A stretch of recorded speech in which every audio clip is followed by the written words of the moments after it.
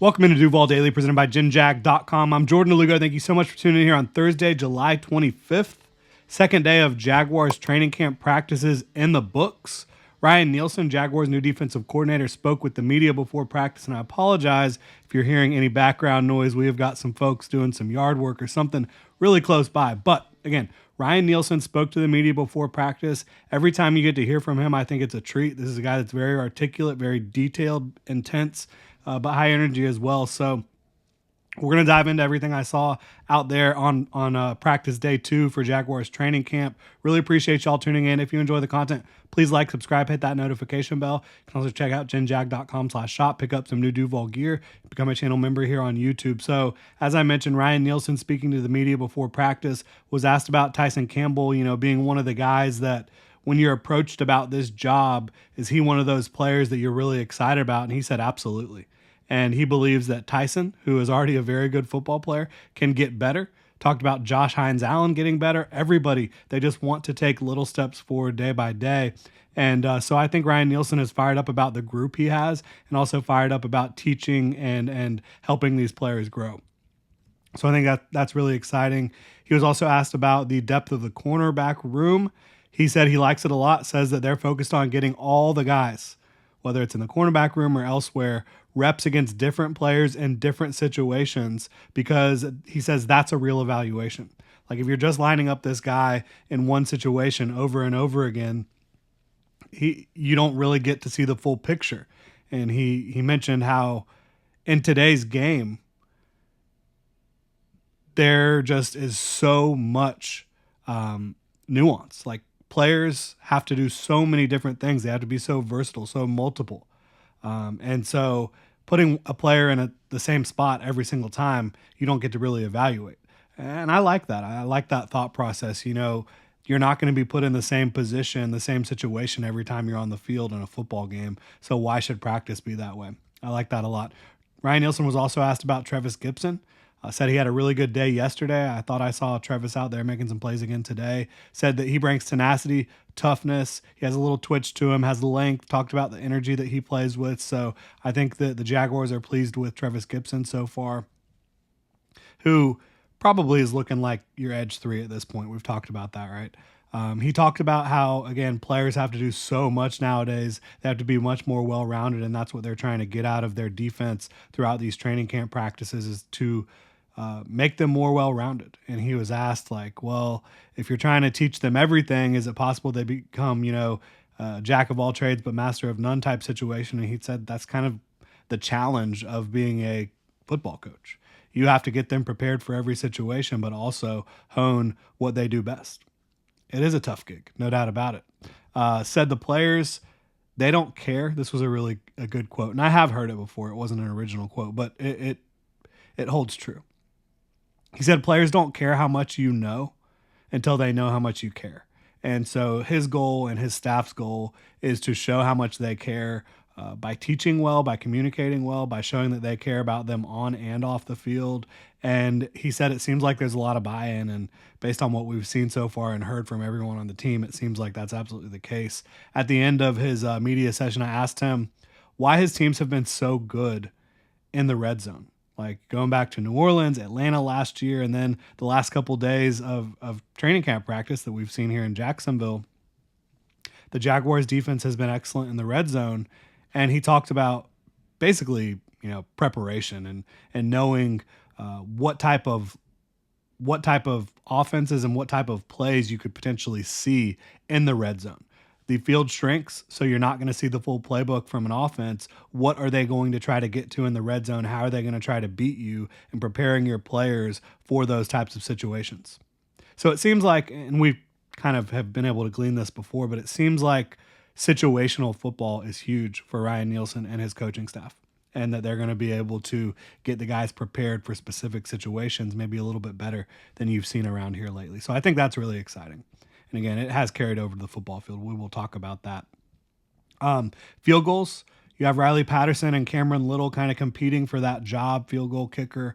Riley Patterson has been in Jacksonville. He's had experience in the league. He's kicked for the Lions. He's been around, right? He does not have the biggest leg, but he's pretty accurate inside of 50. In fact, very accurate inside of 50. And Obviously, a guy who there should be some reverence for here in Jacksonville as someone who made a game-winning field goal in the playoffs.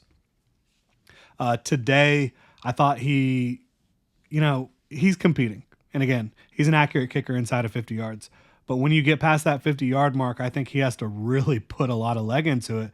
I think it makes it difficult. You saw one doink off the upright in the team portion of practice for the field goal kicker, Riley Patterson. Then you look at Cam Little, who the Jaguars drafted in the 6th round this year. He was perfect in the team portion of practice, and the ball just jumps off his foot. It's like it's shot out of a cannon. The trajectory, the velocity, he's a special talent. You see why they valued him in the 6th round.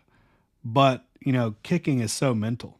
He seems like he has the confidence based on everything we saw from him at Arkansas, based on what we've seen and heard from him here in Jacksonville. It seems like he does have a lot of confidence in himself, and confidence is critical as a kicker, trying to get that repeatable stroke. But he's got the talent. So for me, it is a competition.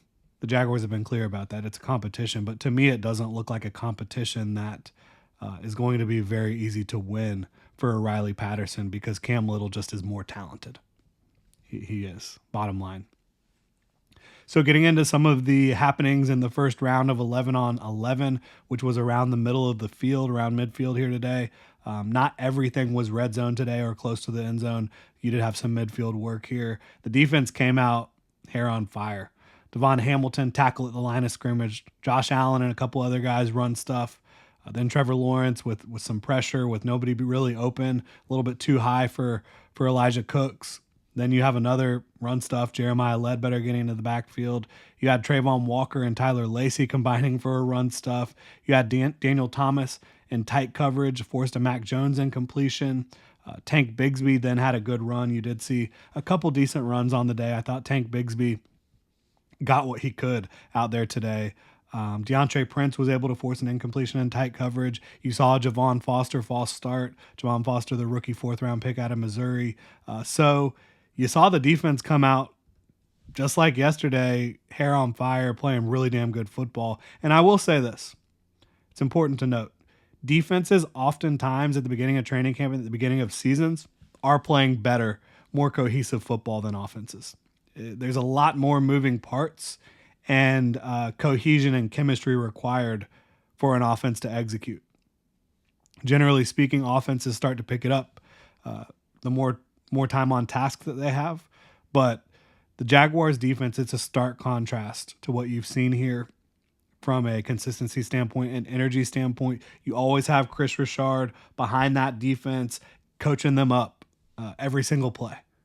And I think that his energy and Ryan Nielsen's energy and the rest of that coaching staff on that side of the ball, it's evident. It's clear. You can see it.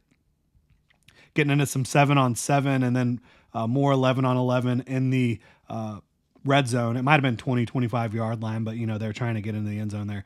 Short completion to ETN. You saw that with 7-on-7. Then Trevor Lawrence incomplete to Brian Thomas Jr. down the field with Tyson Campbell in tight coverage. You saw Foye get a scoop and score. I think Luke Farrell initially caught a pass. Then Ventrell Miller kind of knocked it out. I think it would have been a fumble, but it could have been an incompletion as well. Not exactly sure. Have to check the tape on that, which of course we can't do that. But Foye scooped it up, and I think he would have scored from quite a long way away. Devin Duvernay got the first touchdown grab for the offense in the team portion of drills. Back of the end zone catch from C.J. Beathard, tight window. DeAndre Prince was in coverage. He also caught another touchdown later on, beating Christian Braswell. So Devin Duvernay had himself a nice day. Travis Etienne, another nice grab. Low pass over the middle from C.J. Beathard. Dearness Johnson had a touchdown grab underneath from Mac Jones. Saw Evan Ingram drop a pass from Trevor Lawrence. Was not his best outing, Evan Ingram there. Trey Flowers was able to get a pass breakup. And Chris Richard was very vocal after that. Like, go get the football. Catch the ball. Turn it over, right? So even on plays where the defense clearly wins, you're still getting coached up. Saw Christian Kirk beat Darnell Savage for a score from 16. Trevor Lawrence. Darby was able to get his hands on the football again, did not get an interception, but he was able to force a pass breakup, poked the ball out from Elijah Cooks late in a rep. Parker Washington, he looked really good. I think he had 4 catches in the team portion of practice, all over the field. A guy that's playing very well and obviously fighting for his roster spot. I think that it's pretty locked up at this point. Denzel Mims made a couple grabs in teams today. You know, a guy that was a former high draft pick that hasn't worked out for him in the NFL so far. He faces an uphill battle trying to make the Jaguars roster, but he had a nice day today. Tavon Campbell was able to get a pass breakup. He's been around here for a little while, trying to compete for a back of the roster spot. Again, another player with a tough uphill battle there. Josh Peterson scored a touchdown, grab under the middle or over the middle. So Josh Peterson has been able to find the end zone in back-to-back days. This is a guy that, for whatever reason, he's been able to find the end zone quite a bit. Now, getting into the real takeaway here, beyond the fact that I do think Cam Little is probably going to be the Jaguars' field goal kicker. He's clearly the more talented guy. The Jaguars' defense, Ryan Nielsen, Chris Richard, these guys, the players out there, they have been given the offense fits. And you saw Trevor Lawrence get really frustrated today. He was very frustrated. Doug Peterson was very frustrated. Trevor Lawrence threw 2 interceptions in the same spot to Dewey Wingard, who he was where he was supposed to be, and he made plays on the ball, and he was fired up about it. And, you know, Dewey Wingard's an excitable guy, great energy, great personality. So 2 interceptions from Trevor Lawrence in the end zone, not great, right? You did see him bounce back a little bit after that. He had a nice rollout throw to Elijah Cooks, but again, the defense really won the day again today, like without question. They were more physical. They were more dialed in. They were more energetic. Ryan Nielsen has the Jaguars offense looking like they're in hell right now. And that's great for the defense. I think you want to see a little bit more competitive spirit from the offense. You want to see a little bit more cohesiveness, a little bit more chemistry. And yeah, Trevor Lawrence is throwing to some new guys. He is. Brian Thomas Jr., a player that I think is still trying to gain confidence out there, clearly has the ability, but trying to gain confidence out there, I think that is going to be something he continues to work through. Not really making plays in the team portion of practice so far. This defense is coming to play. Press Taylor's still calling plays. Will that change? Don't know. Press Taylor was still calling in the plays, though, today. Travis Etienne, I thought, looking at a couple offensive guys that did play well, Travis Etienne made an impact as a receiver. He really did. I mentioned Parker Washington had a big day. Devin Duvernay had a big day, scoring twice and again. Dewey Wingard, player MVP of the practice, certainly picking off 2 Trevor Lawrence passes, but I think really, and Tyson Campbell played extremely well again too. I think that Ryan Nielsen is the MVP of this training camp so far. Straight up. Ryan Nielsen and his coaching staff on the defensive side of the ball. It's been different. Visibly different. High energy, physical. These guys are where they're supposed to be. It's like they just understand, like they've been taught better where they need to be, when they need to be there, how offenses are going to try to attack them. And on the other side of that coin, the Jaguars offense needs to figure some things out here. And again, it's early. You don't even have pads on yet. But for the defense to be that much better than the offense, you got to go back to the drawing board a little bit and figure things out, I think. So Jaguars offense has some work to do moving forward. We will have practice Friday and Saturday.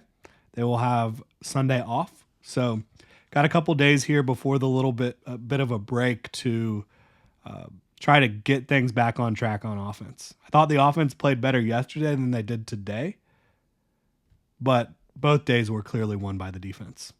Really appreciate y'all tuning in. If you enjoy the content, please like, subscribe, hit that notification bell, drop your thoughts in the comment section below. If you want to support the channel further, you can check out genjag.com/shop, pick up some new Duval gear, become a channel member here on YouTube. Y'all have a good one.